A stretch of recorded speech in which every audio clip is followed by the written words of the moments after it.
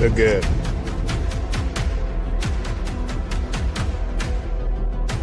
The bad. The ugly. In the name of awareness and advocacy.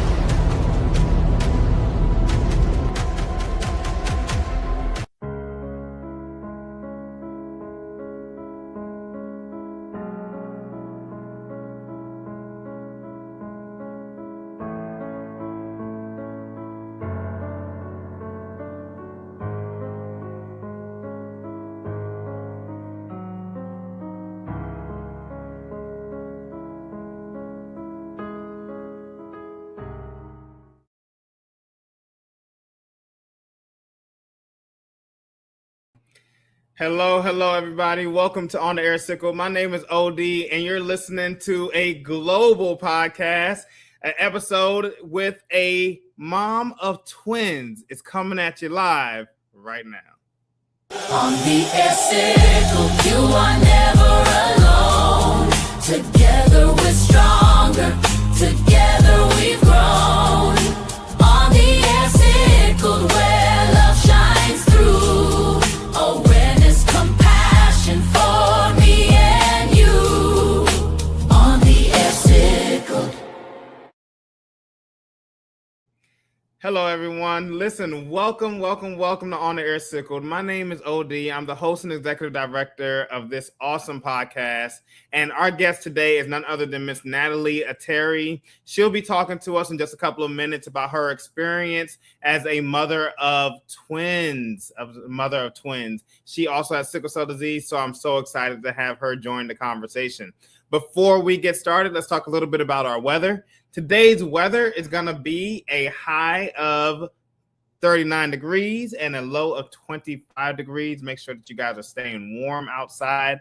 Make sure that you're bundled up, that you are cozy, that you're staying hydrated, and you're taking your medications. Tomorrow's weather is going to be a high of 42 degrees and a low of 22. So again, still chilly out there, but we want to make sure that you guys are taken care of. Listen, before we go any further, I do want to talk a little bit about that package that we saw earlier, that video package on mental health. Listen, mental health is extremely important to On the Air Sickle. Dealing with sickle cell disease can be tiring. It can be daunting. We know the stress that comes with just having the disease itself. Not only that, but also taking into account other life stressors, right? So we want to make sure that you all know that On the Air Sickle supports mental health. If you or someone you know is struggling with mental health and maybe you just need someone to talk to, please make sure that you go to that website that we aired at the beginning of the episode. It is 988lifeline.org, 988lifeline.org. Someone will be able to talk with you, walk you through your situation, and give you the resources that you need. Also, On the Air Sickle is proud to say that we have chaplaincies available for you. So if you all want somebody to pray with you or to talk with you or just to, just kind of, vent or whatever the case may be, our chaplain is ready and willing to listen to you. He is also a sickle cell healthcare navigator, so he understands the dynamic of sickle cell disease. All right. So listen, again, if you need help, please go to that website, 988lifeline.org. All right, at this time, I want to bring in our co-host, Miss Erin Washington, on the air. Hey. Hey, Erin, how are you? I'm good. Kind of giggly today, but I'm okay. Oh, man, listen. Well, save that energy because we have a really good one today, and we're really excited to have Miss Natallie in the conversation. Let's talk a little bit about our sponsors. I always want to give a huge shout out to Sickle Cell Medical Advocacy. We enjoy you. We appreciate you, and we're so happy because you're growing every single day. So if any sickle cell patient, even the guardian, needs some help, because you're trying to explain what's going on with your kid, you're trying to explain what's going on with yourself, and the doctor's not hearing it, we got you. Absolutely. So if you need support, go ahead to that website on the screen, www.sicklecellmedicaladvocacy.org. All right, friend. Are you ready to jump into this conversation? Yeah. Yeah. All right. Ladies and gentlemen, I want to welcome our guest at this time, Miss Natallie Ateere, live on the air. Hello. Hi, Odie. Hi, Hey. Aaron. Hi, Natallie. How are you? I'm doing really well. Thank you. Thank you so much for having Good. me today. Absolutely, absolutely. I'm excited to announce that you are airing from the UK. Again, ladies and gentlemen, we are a global podcast. So excited. And you are a mom of twin babies. I am, yes, Christopher and Christina. Oh, we didn't even see Wow. them. It's cute. Oh my goodness. Oh, that's incredible. All right. So I also understand that you talk a little bit about your story on social media. Mhm. Tell us a little bit about you, how you manage sickle cell, and tell us a little bit about your babies. Yes, okay, so I'll start with myself because I'm selfish. Before we get to the babies, I have sickle cell disease. So I was actually diagnosed when my mum was pregnant, but she didn't really have much knowledge about it. So from the moment I was born up until the age of about 10, I would say it was just a thing. I just didn't know really what it was, the impact it had on me. It was just managed, by my mum mostly, without much medical intervention. And as I got older, the crises got more severe, and that's when kind of medical intervention, hospital intervention came into play, and I became really familiar with the medical system. So from that perspective, sickle cell is a huge part of my life in that sense, just because of the interruptions it brings into my life. But outside of that, I've been able to do and accomplish everything that I've pretty much wanted to, education-wise, career-wise, leading up to the birth of my beautiful babies. So I had them last year, October. So they just turned 1. They're now 14 months. And Christopher and Christina, boy and a girl, are thriving. They're healthy. Their father is not a carrier, so Oh, wow. they don't have the sickle cell disease, which I'm so grateful for, because I'm hoping, praying that it kind of ends with them. And from our family perspective, we don't have any more instances of sickle cell in the family. So that was really important to me as well when choosing a life partner. Yeah, But yeah. that's a little bit about me and the babies. Yeah. No, that's cool. I love the fact that you was saying that you thought about the fact that you have the disease, and I'm sorry, your husband Yeah. has does not have anything, right? So and that then allowed your children to live a flourishing life, which is great, Yeah. right? Mm-hmm. A lot of people I have heard will shy away from relationships because they have the disease. And then on the other hand, I've heard of people saying, listen, we love each other, we're taking a chance, and we're going to be in this together. And there's a whole family that is dealing with sickle cell, so and which can be hard to manage as well, right? So can you walk us through a little bit? I think that you are um, one of many mothers that have been on the show, right? And each mother that comes onto the show that has a child with sickle cell, or them themselves are dealing with sickle cell, has given unique perspective to the treatment of care, to the stressors, things that they had to adapt to while carrying. Can you walk us through the pregnancy experience and the challenges that you had? Yeah, sure. I think what I'll start by saying, just in going back to your point about the perspectives around dating with sickle cell, dating someone who has sickle cell, or dating a sickle cell carrier. I knew, from the beginning, as soon as I had an awareness of how this affected my life, and also hearing my mum's perspective of, she didn't know she had a trait. My dad didn't know he had the trait. They both grew up in Ghana.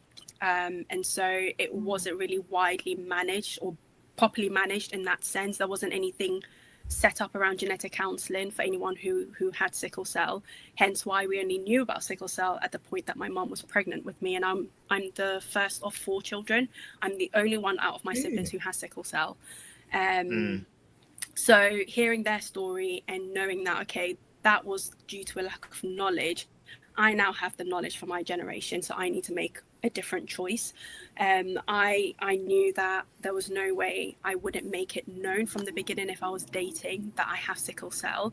Thankfully, it didn't present much of a challenge, and I've had conversations with friends who have sickle cell who have chosen to withhold the fact that they have sickle cell from a partner until they feel like it's getting serious.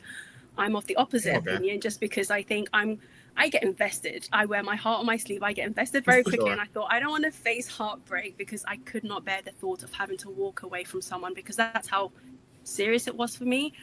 If I dated someone and then got to find out that they either had sickle cell or the trait, I knew it wouldn't be an option for me personally to carry on and have a family with them, just because of the position it would put my children in. And I saw how my mom struggled, dealing with having a child with sickle cell, having my siblings who had to help as well, watching me be in pain and all of that stuff. I hated it. So I just didn't want to have that experience. So I was always, my chosen route was to actually be upfront with it, and actually get tested. So in this particular case, my partner, who thankfully had already done the test and knew what his genotype was, we still went back to my consultant. I said, I'm going to need you to do it again just to make sure nothing's changed. And we did that together. We went to my consultant. He did the test. We confirmed that he was AA. And that was within the first 6 months of us meeting. We did that just to get it out of the way, and then we had peace of mind to progress with the relationship. In terms of pregnancy, it did come up in terms of starting a family, what that would look like. He was very afraid of the toll it would take on my body, carrying a pregnancy. And with SC, my crises don't tend to be frequent.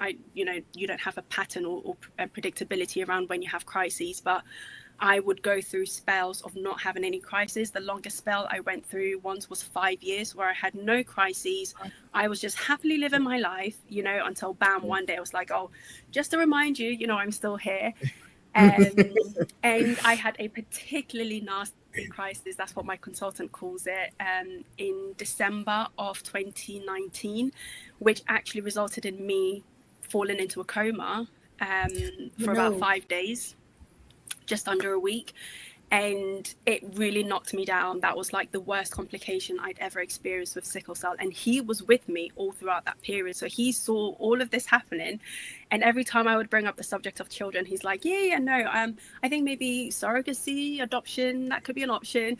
And I was like, no, I want to have my babies. And when I was in college, I'd actually reached out to someone who ran a sickle cell charity, and she'd had a son and she had sickle cell, she had SS. So I talked to her about her pregnancy experience, because I didn't know anyone else around me who had carried a pregnancy with sickle cell disease. So I didn't have anyone that I could relate with, except that kind of conversation I'd had with her when I was in university. So I recall from her own experience that it seemed to have gone smoothly. She had a son who was healthy, thriving, and she herself had come out of it, unscathed in that perspective. So again, just in terms of the knowledge that we had about me, my medical history, we decided to see my consultant again to prepare for kind of having a family. So he talked us through what was likely to occur with sickle cell pregnancy, what was likely to happen in terms of my blood, the hemoglobin levels, what medications I would need to be on or not be on. He talked us through all of that, and we conceived pretty quickly. Literally a month after we had the meeting with him, we came back and were like, yeah, we're pregnant. So wow. And that was another thing we weren't expecting, because he had explained that due to my age and all the risk factors, we shouldn't be discouraged if it took some time for us to conceive. So he was just as surprised as we were when we came back literally weeks later. Sure. But it was great for us, because I think, especially for me, everything happening so quickly just meant that I had no time to think or stress about what was likely to happen. once I was pregnant, I was like, hey, well, that's one step done. I don't have to worry about that. Now I just need to get through the first trimester, which was really difficult because, you know, with sickle cell disease, you struggle with fatigue pretty much every day. I wake up tired is how I call it.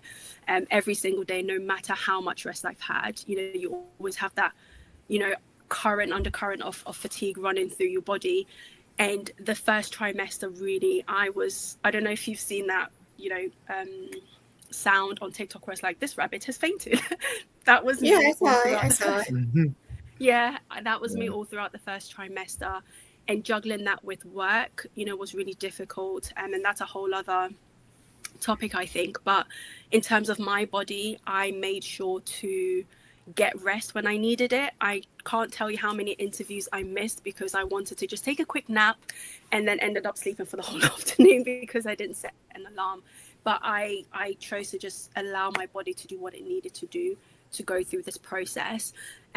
We didn't actually find out we were having twins until about 11 weeks into the pregnancy, just because I didn't realize the route I had to go through to get scans and all of that stuff. So it kind of made sense. It was a relief and also a huge shock finding out that we were having twins, because it made sense that I felt so tired, that I was feeling everything so like violently, Intensely. you know, Yeah, the tiredness, yeah, the I hear sickness, you. everything. So when it was like, oh, there's 2 babies, I was like, oh my gosh, that makes sense. But oh my God, how am I going to carry 2 babies?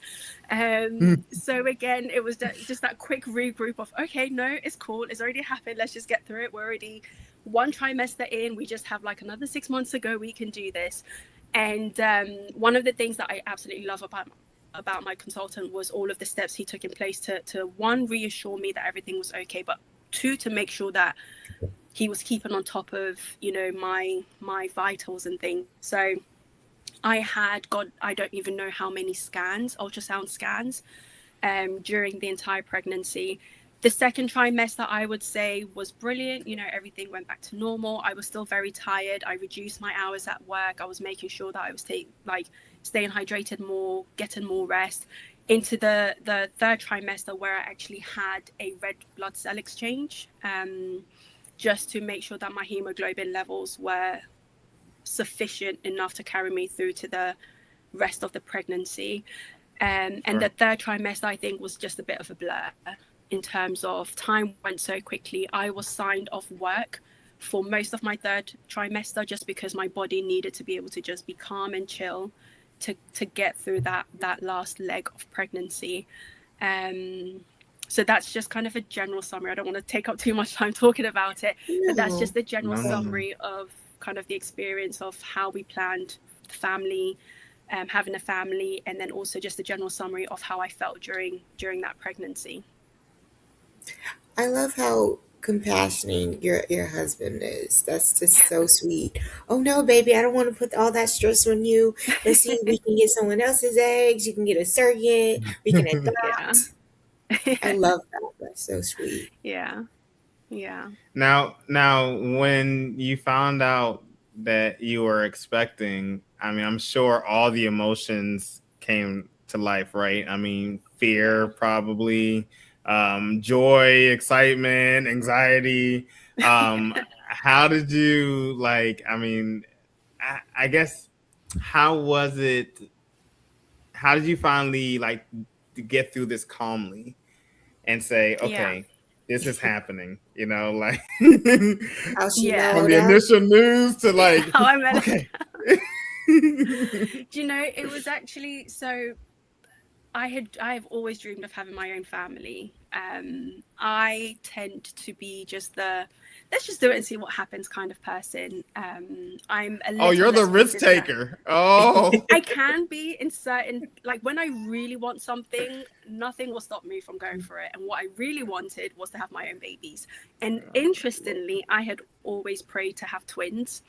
My reason being, I thought, kill 2 birds with 1 stone. 1 pregnancy and 2 babies. You know, do it once, get what I want, and just stay out of the game for good, you know. So when we found out we were having twins, I was so thankful to God, because I couldn't believe I had received an answer to my prayer. Wow. And that in itself was what helped calm me down, because I was like, I pray to God for this. God wouldn't give me this if he didn't think I could do it. And because I had such a great medical team, you know, working with me all throughout, even before we started to plan a family, that again helped to reassure me, because the consultant that I'm under is one of the top consultants for sickle cell disease in the UK.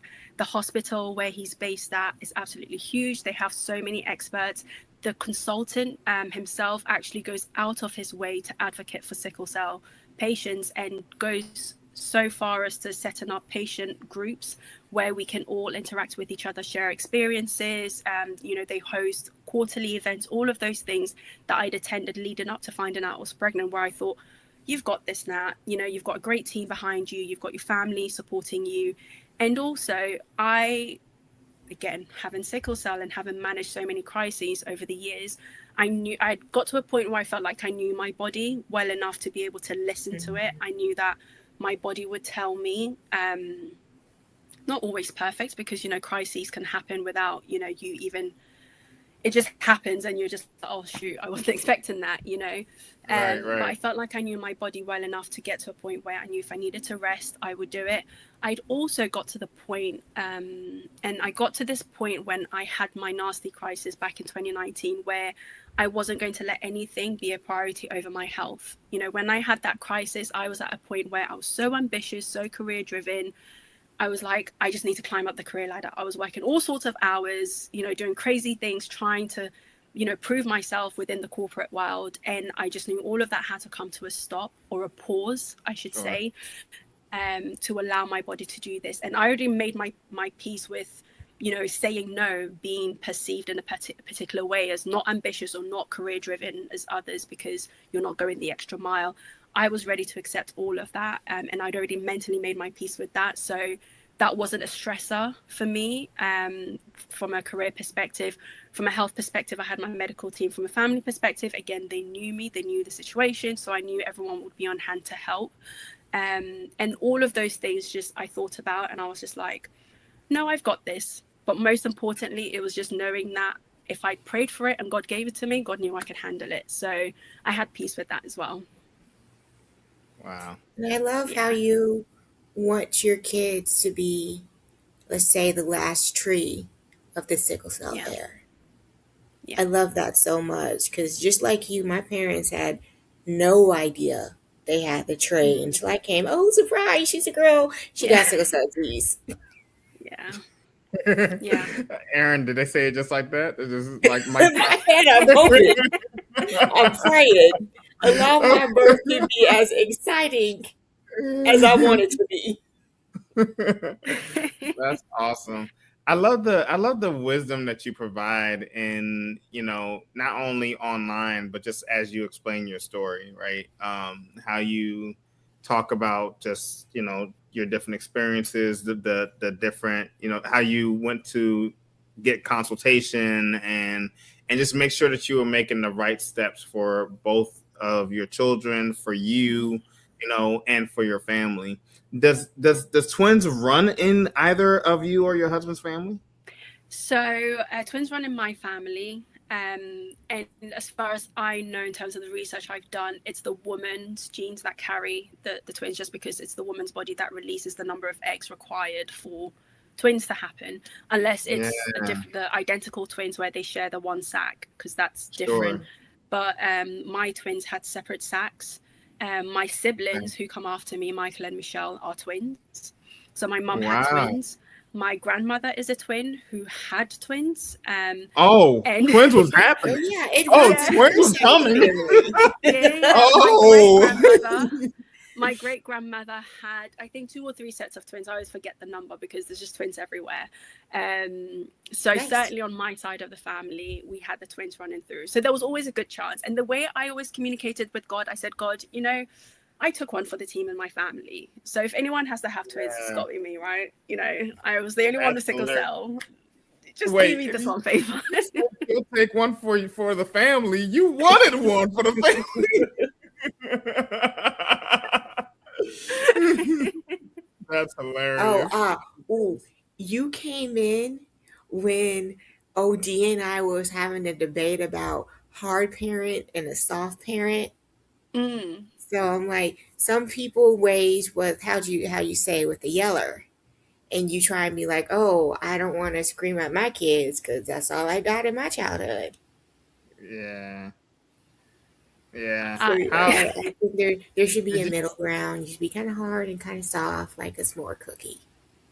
Balance is did key. you and your husband talk about what that looks like as Yeah, far we as like did. oh, We I'm did. curious. Is it safe to air this conversation?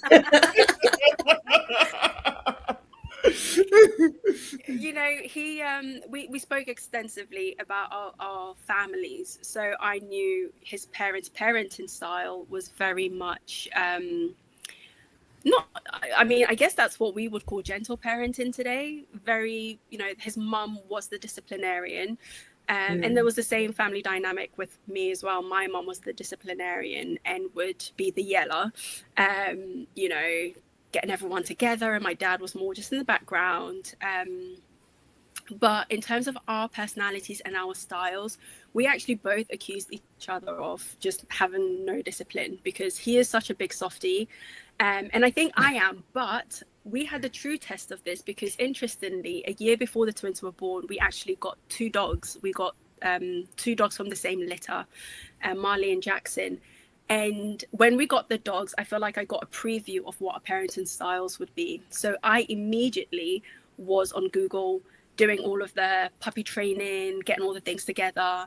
And he was just very much like, oh yeah, we just go with the flow. I was like, I don't think that's going to work because dogs need structure. So I was very much like structure, routine, and, you know, timing, and can't let him do that. He's got to be crate trained and all of that stuff. And I remember one time, one of the dogs we'd put in the crate, Marley, who was screaming and screeching because he didn't want to be in the crate. And Victor, you know, my partner said to me, seriously, just let's not force it. And it was a very interesting moment for me because I wanted to push through and see if I could get that dog to yield and give in to the training. He was of the opinion that it felt like the dog was being tortured because of the way it was crying, and he couldn't stand it emotionally, hearing that you know, distress. So we agreed, kind of halfway point, that we wouldn't crate him at night. We would only crate him, you know, during the day where we could slowly kind of introduce it to him. So that was where I kind of got to learn about the balance, you know, as you've talked about, Erin, in terms of there are times when if either of the dogs were misbehaving, I would walk in their room and I would go, Marley, Jackson, sit, and then they would both sit. And he would, you know, if he said sit, they would both kind of just be wagging tails, running around him, and he'd be going, sit, and they're like, daddy said. So I thought, okay, well, this proves our point. I'm definitely going to be the disciplinarian because we've had a little trial, and now with the twins, you know, I don't find myself yelling very often because one, they're too young. There's just, why would you yell? You know, they're still playing, exploring, all of that. But I very much am still practicing my patience in terms of if I encounter, so the most common scenario we face at the moment, and I don't have an answer to this yet, is Christopher often will just like grab his sister's hair and just pull it and like pull her down. And when you say no, for some reason now, when I say no, he thinks it's a joke and he'll laugh and do it more. No. I don't know why. So I'm having to regulate myself so that he doesn't kind of take it as a joke still, but also learning to practice my patience, because I would very much love to be a parent who can and like be firm. I definitely want that to come across, because we definitely know they won't get it from their dad, so it'll have to be me. I want to be able to have that firmness, but also with a gentility behind it, which maintains and establishes trust. My mom was very much disciplined all the way through and through. And I think my siblings and I turned out great as a result of it. You know, there was fear for sure, and I don't ever want to overdo it, you know, in that perspective. But, you know, I still admire my mom for maintaining her discipline and making sure that when we were wrong, we were disciplined. And I can't say that I have all the answers to how that would play out for both of us with the twins, but for now it's a lot of just they're Breathe babies. through it. They don't know what they're doing. Just You remember? be chill. I remember being on the Take a phone step back. Take a step back. with But one I'm of the my disciplinarian, for friends. sure. I think I was in We'll like a just get middle that out school of or you today. something. And I'm like, ooh, girl, when we ever become parents, we're going to be fair but firm. Mm, We're going to have right in the middle. Because again, we Yeah. don't want to overspeak if all they want to do is just be heard. And I yeah, think that's yeah. what a lot of kids like, oh, you're talking over me, so I got to talk over you. And all you doing is a lot of yelling and nobody get heard. That's true. Yeah, you know, Yeah. I think that, you know, with even in my home, my wife has to give me sometimes perspective, right? Because I will see one thing and I will act like dad, but my wife will be like, "Oh, well, it's actually something else." So I'm being taught to parent by both my boys as well as my wife, right? Because I'm learning, you know, if you react instead of respond, then, you know, because it's two different things, right? If you react instead of respond, then you can actually damage the growth process, the confidence within that child, right? Mhm. And so, you know, you're right, Natalie. Sometimes you have to just take a deep breath and Yeah. they don't know any better. They don't know any better. And then when they get to a place where they do know better, it's like, okay, well, let's walk through why this was wrong, right? And sometimes I'm gonna be honest. Sometimes it's beneficial, but sometimes it does require okay, you know what? No, you know better, you do better, right?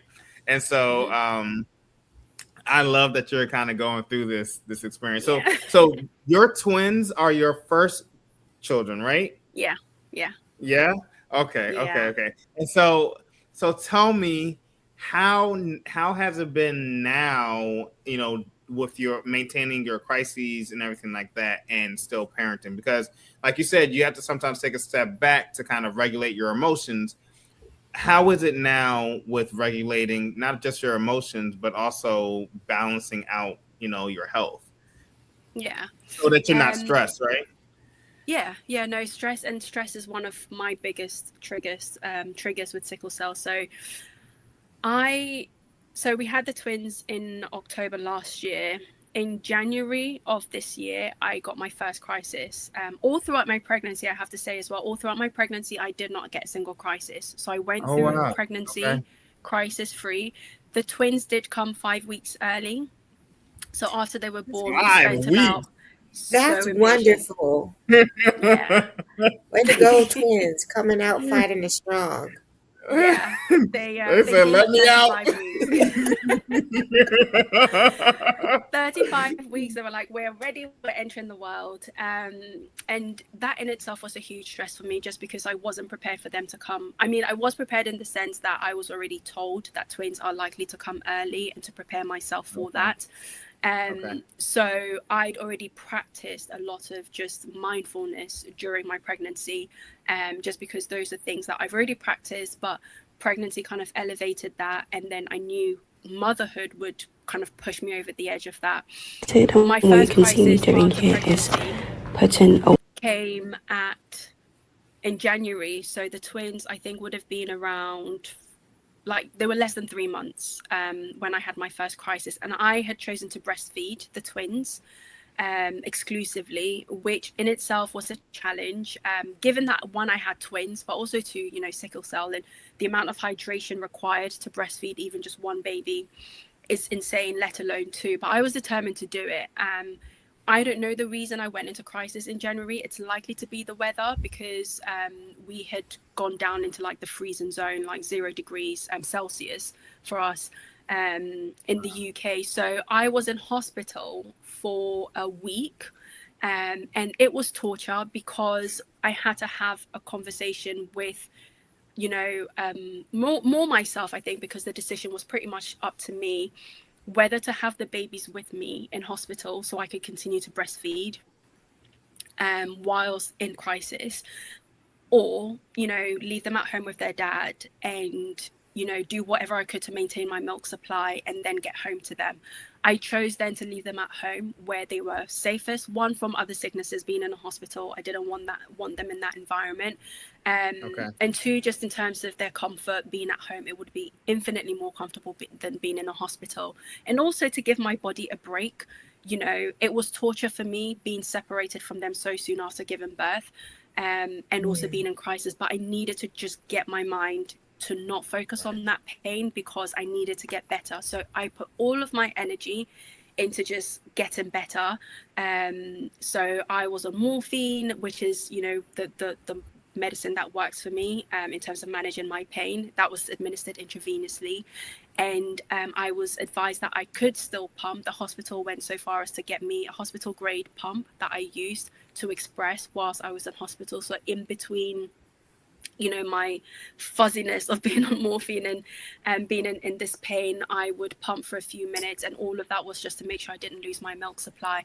So that was probably, I would say, the toughest moment I had since giving birth to the twins. One, because I'd gone through the pregnancy without a crisis, and I had just gotten so used to this, oh my god, yes, everything is going perfectly and wonderfully, and it just came out of nowhere. So I hadn't prepared for it, again, as you wouldn't, you know, with a crisis. And then, yeah, so being away from the twins, you know, I was on FaceTime with them every chance I could get. And, you know, their dad would say to me, look, just remember, they're babies. They just need you to get better.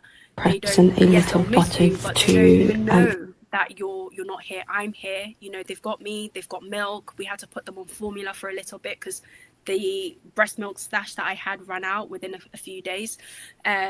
So all of that, I just thought, okay, you know, they're alive, they're well, they're healthy. I need to be alive and healthy. So I'm just going to focus on me. So yeah, a week later, I was back home. And that was a very important lesson for me, just in terms of knowing that that could happen again at any moment, you know. So once I was out of hospital, I came home and I just continued with our breastfeeding journey. They're still breastfed exclusively. I've been able to carry that all through to now. And I think I would say that week in January was probably the biggest challenge I have faced since having the twins to date. It's the only crisis I've had since giving birth, but it was, I just never ever want to go through that again. Sure. I see our team was showing us some videos of you in the hospital. And so do you think that your separation from your children, I mean, these are your first children, you're a first time mom, you're battling, you know, sickle cell, your husband obviously is very supportive. Hats off to him. Just kind of coaching you and saying, you know, hey, you know, just remember they're babies. Mm-hmm. They'll be fine.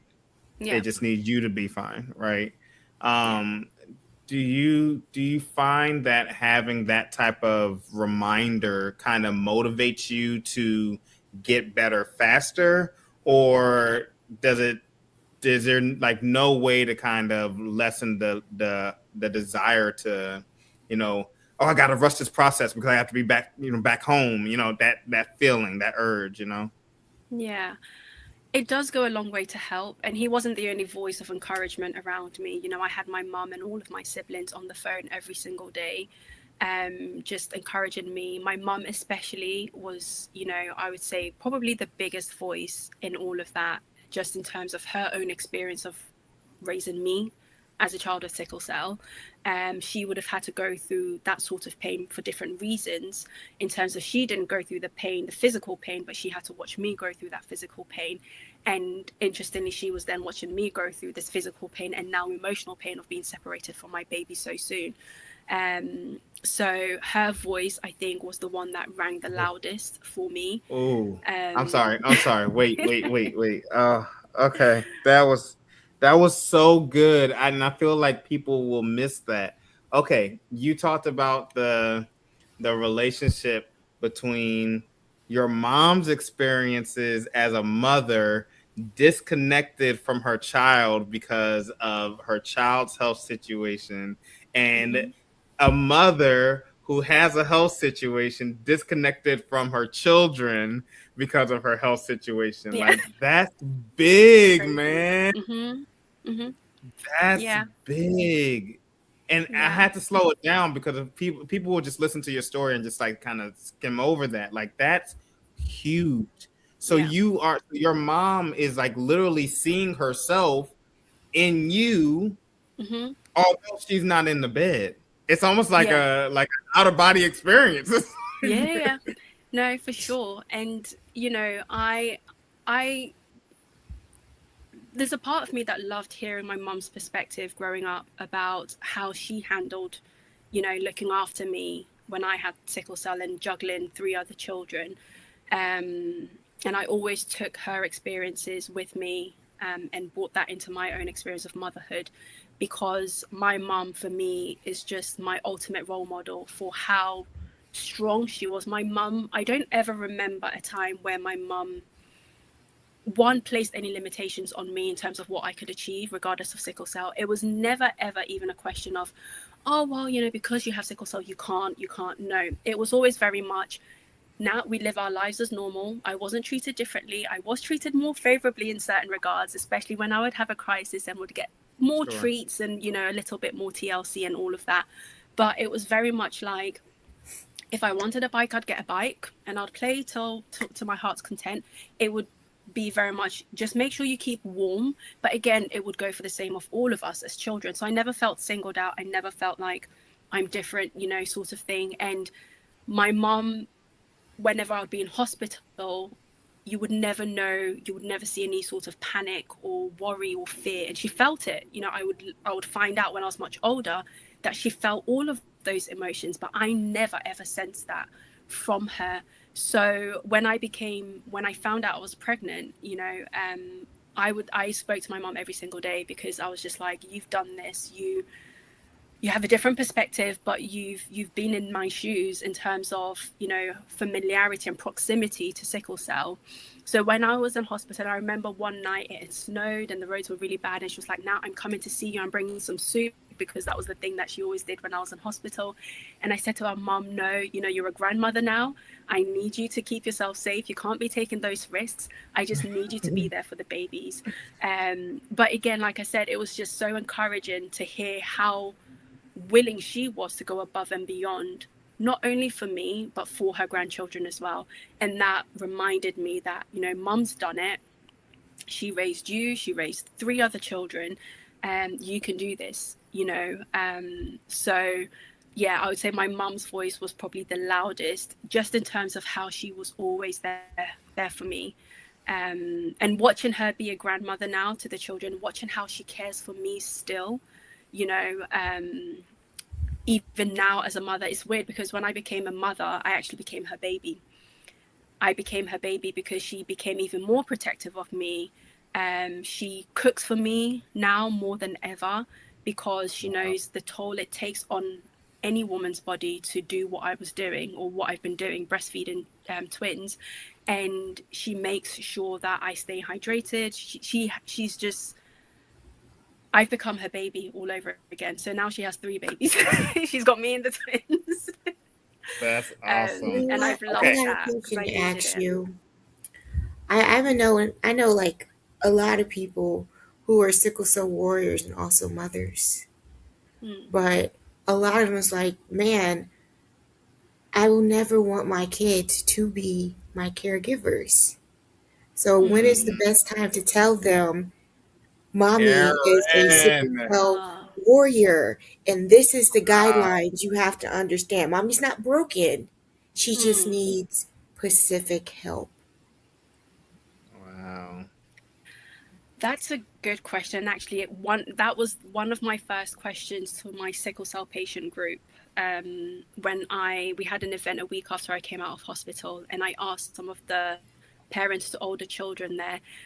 And I think for me, I agree. I never want to put my children in a position where they have to do that, because I saw my siblings do that for me, and I always felt guilty. Yeah. So I can imagine how it would feel for children. And I think for me, and that's why, you know, our family are such a close unit, that I know that that will never happen, because I will always have some other adult, whether it's their dad, my mum, their uncle, or their aunties, who will step in to play that role. So I have no doubt that they will, you know, what I envision is, if I was ever in a position where I was in a crisis, there would be another adult that I would hand over the parenting responsibilities to, so that they can remain children. We even had conversations. One of the experiences shared by another parent was whether they would allow their children to visit them in hospital or not, you know, to see them in that state, in that environment. My mind isn't made up yet, and I think I would probably discern how ready the children were to face a reality, because I don't want them to I don't want them to be shielded away from that experience, because I want to raise them to be compassionate, to be empathetic, and in order to do that, they need to be able to see others in pain and respond to that kindly, you know, without taking on that burden. I don't know what the formula is for that yet, but I believe that wisdom will come as I kind of get to grips with motherhood, and when they're old enough. So I hopefully still have a few years before we have to do that. Oh, you got a couple of years. They still babies. Yeah, yeah. So I have a bit of time to figure it out, but I think it's a very important consideration for any parent with sickle cell. And it's difficult, you know, because what's the right answer?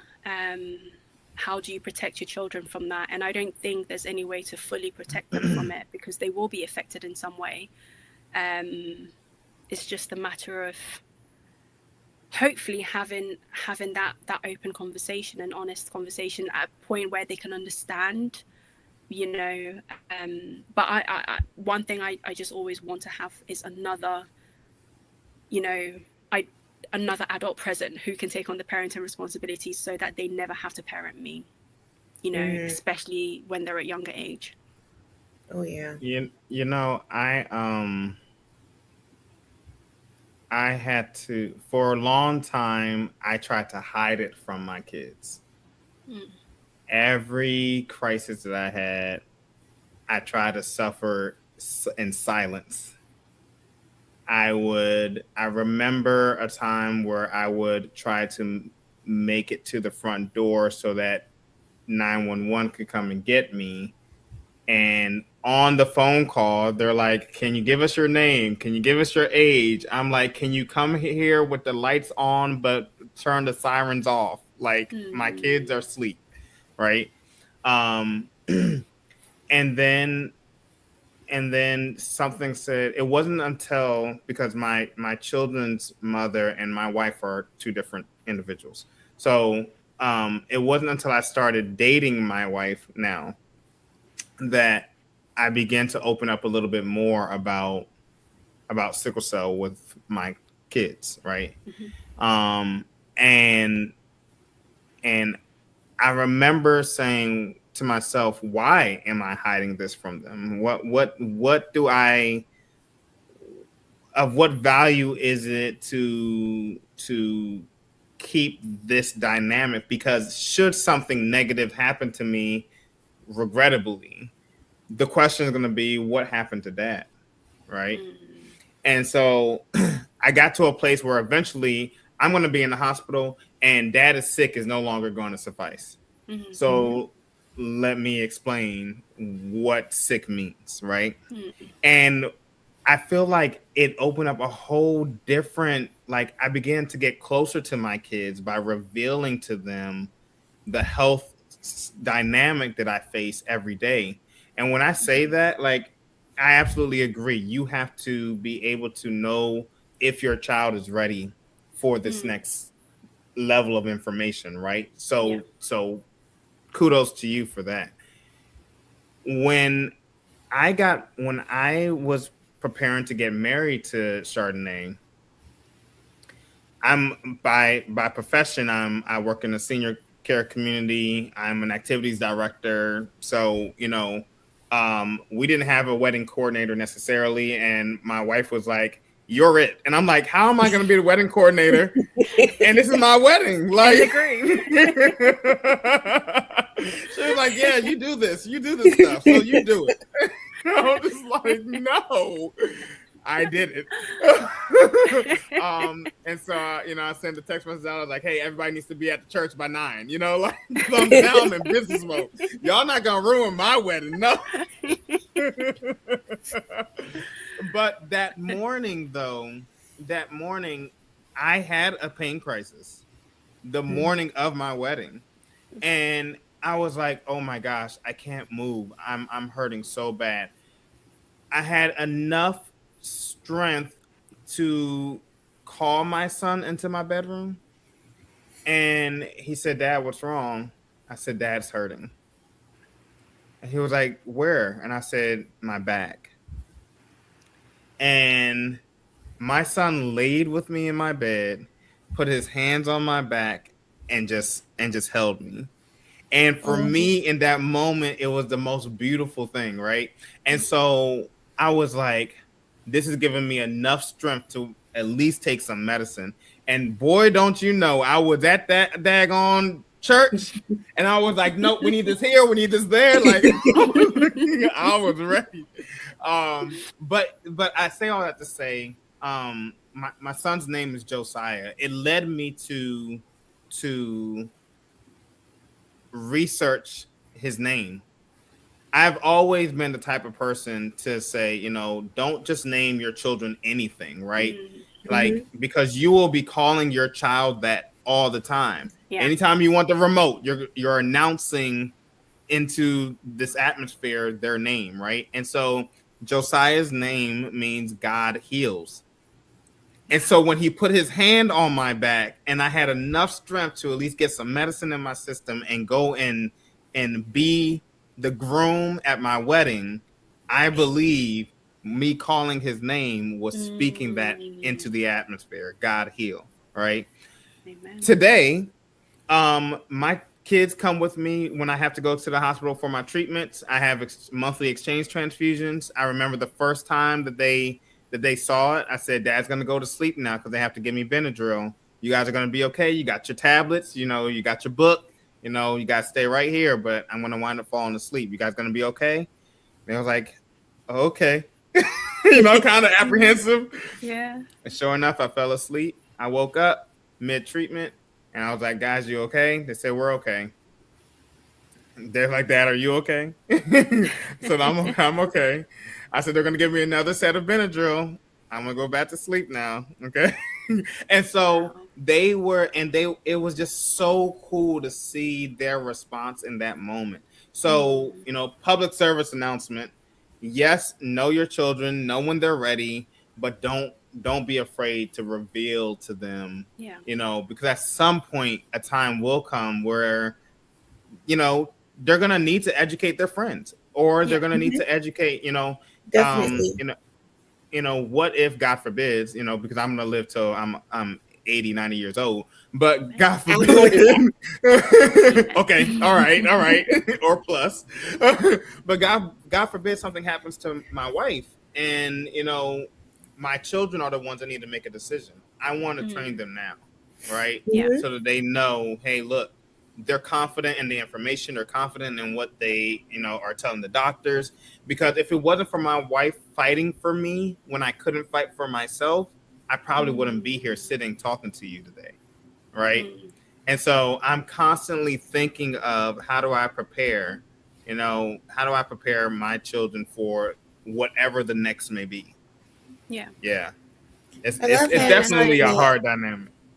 About the name.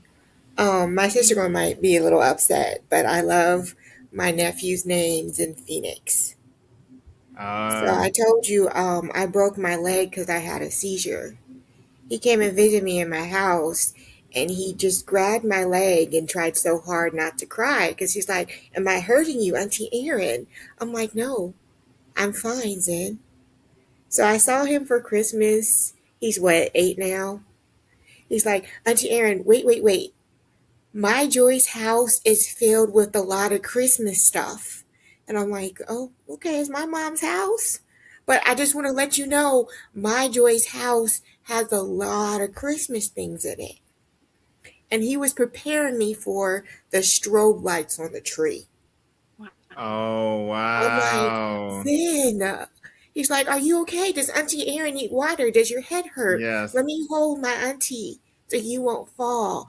Nothing's going to Oh hurt you because your yeah. Phoenix is here. Let me tell you, man, Wow. children, and this is why we are gonna in 2026 we're doing on the air sickled kids. Okay. I want to get this going. I want to get this going so bad. Because I just feel like children they give unique perspective. They give, Mhm. not only our advocacy doesn't start when you're an adult, it starts when you're a child. Mm-hmm. You know, and us as parents, we have to prepare children to self-advocate now, right? And whether it is in public service, whether it is in school, whether it is, they need to be able to be taught how to self-advocate, because if no one teaches you, then someone will always have an advantage over you, right? And Mm. so, I love the lessons that we learn, not only through this podcast, but through this conversation, that we as parents, we do, and as as aunts, uncles, older generation, we have a responsibility to the younger generation to be able to teach them, hey, listen, you can do it this way, but then that'll lead you to that result, right? Let's go this way and let me show you how to do something different, right? And so I'm grateful for this. This is an Yeah. amazing conversation. I can't Okay, wait to get it started. wait. Natalie, you know what I'm about to ask. Okay. Okay. All right. Ladies and gentlemen, I have asked Miss Natalie if we have permission to be able to see the babies live on the air. So she's doing her thing right now. Hopefully we can show you guys an exclusive here at On the Air Sickle. I am just This sending is a message now to see if we can bring them in. I may have to go get them if they're okay, not here in not the a next 30 problem. seconds. Okay, 30 seconds. Somebody put up a time clock. This is awesome. This is awesome. Start the Well, countdown. while we're preparing for their arrival, Natalie, this has been an awesome discussion, and I'm truly grateful that I'm grateful for your transparency. I want to. Can we put a couple of those videos back up on the screen? Just seeing how you are determined, even in pain and in the hospital, and trying to make sure that your children have the best of you, right? I saw one video where you were, actually showing a machine. I guess you were walking through, how to, I guess your treatment plan. That's pretty cool. So, Yeah. is this it? Is this the moment? Is this the moment? This is. Are you ready? This is twin number 2. Look Hey, at sweetie. Say that. hello.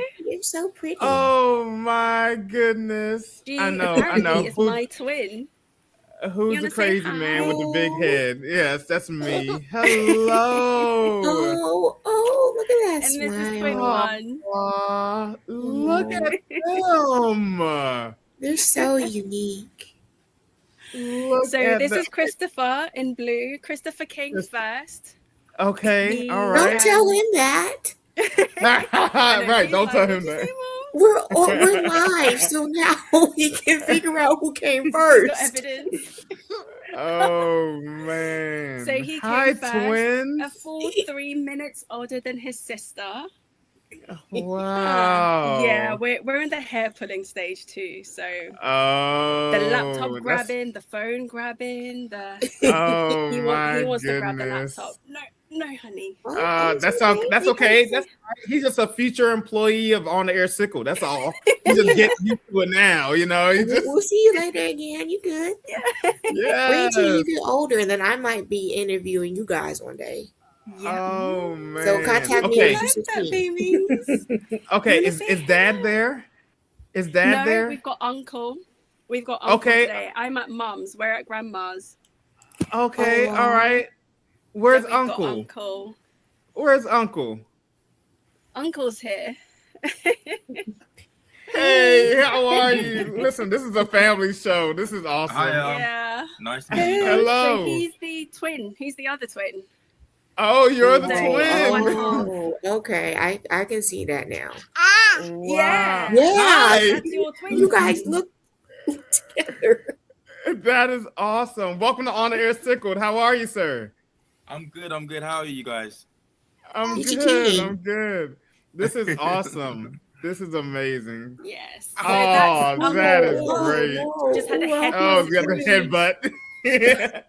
That happens That's a lot. amazing. Yes. Wow. So Okay. we're gonna let That's the twins go now, awesome. aren't we? Before they destroy the laptop. This is like reaching That's for it. incredible. Very quiet and calm. Yeah. You've been great, honey. You want to go back to Uncle My? Yes. Mommy will come see you soon. Oh, okay. Oh, All right. Yeah, she's like, She's good. bring me back to my mom. well, loves it's like an I was audience. on the air. I was looking good too. Right. She loves an audience. All right, I'll That's see you guys in a awesome. bit, honey. See you Oh, soon, she's Mama. so sweet. Thanks, Michael. We spent That's Christmas awesome. with Grandma, so it's That's awesome. Yeah. All right, so they got an exclusive. I love exclusives. All right. Well, listen, Natalie, we're gonna put you in the green room. Don't leave us. We're gonna go ahead and try to wrap up the show, and then we'll link back into you. Okay? That's fab. All Thank you right. so much again for having me. Oh, absolutely, absolutely. Thanks. Wow. This was incredible. Oh yeah, I love that. I love her spirit. I love, her energy. She's so positive about just the dynamic of parenting and trying to navigate it all with her health and her husband and her family, her community. Really, it's a community, right? It's exciting to see. So Especially with her living in the UK now, because Lord knows they don't have much of a medical community. So that's incredible. Yeah. So, ladies and gentlemen, thank you so much for joining us here at On the Air Sickle. Listen, again, there's the weather on the screen. We want to make sure that you guys stay warm throughout this winter season. Please stay bundled up. Hopefully, we didn't cause too much of a ruckus in the and Natalie's mom's house with the babies, but they did give us an exclusive show. So excited. Listen, here at On the Air Sickle, we have a 3-layered vision, and we want to make sure that we share that with you. The first aspect of our vision is to support On the Air Sickle's continued growth and development. As you can see, we are airing individuals to share their story from different parts of the world. Our last 2 episodes, this one included, were featured individuals from the UK. So really excited about that. We have had guests on the show from Canada and from Africa. So we are looking to expand as much as possible, but we can't do that without your help. We need you to support. The second part of our 3-layered vision is to support sickle cell research, right? As Aaron talked about, healthcare is not necessarily equal everywhere. And so we want to be able to support sickle cell research and improve care dynamics and customer service and whatever those investments means. We want to be part of the change in that dynamic.